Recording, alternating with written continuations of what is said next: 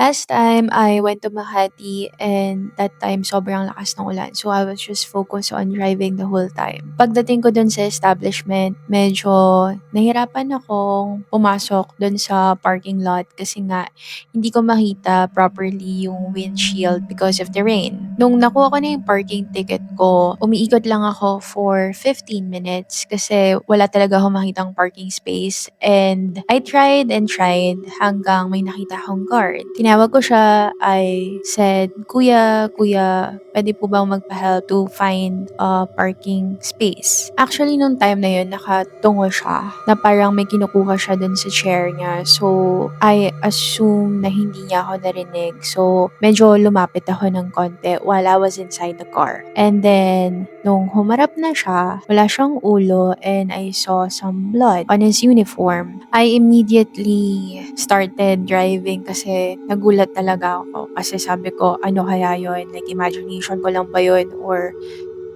is it something na may namatay ba dun sa building na yun? After a while, nakahanap ako ng parking space and pagbaba ko, alam mo yung feeling na may sumusunod sa'yo. But the thing is, hindi lang isang footsteps yung naririnig ko. Actually, madami talaga. Sobrang laki ng parking lot and meron naman akong mga nakikitang tao pero malayo sila sa akin.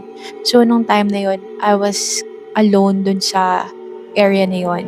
I tried putting my AirPods na lang para ma-distract ako. I played some music, but I've heard a voice saying, tulungan mo ako. So, I immediately tried looking around if may tao, pero wala.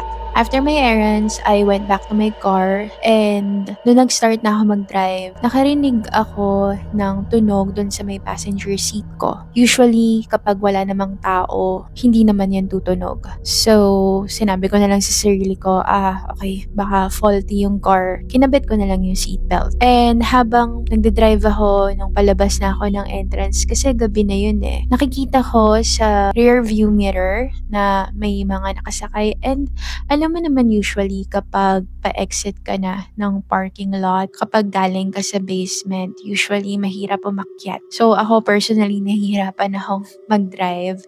And naramdaman ko na medyo mabigat yung sasakyan habang umiikot and I can see in my peripheral view na may tao sa likod ko. I just didn't mind it and just focus on my driving. When I was on the way home, nung medyo malapit na ako sa bahay, meron akong nakita naman na lolo. Tumawid siya, naka-hospital gown siya. And I just thought na baka kalalabas niya lang ng hospital. But the weird thing is, wala namang hospital na malapit sa area namin. Nung humarap siya, medyo nagulat ako kasi yung eyes niya, it was just white and hindi na ako nakapag-focus masyado sa facial feature niya. Dumiretso na lang ako sa driving ko. Pero ikaw, if naka-experience ka din ba ng ganito, anong gagawin mo?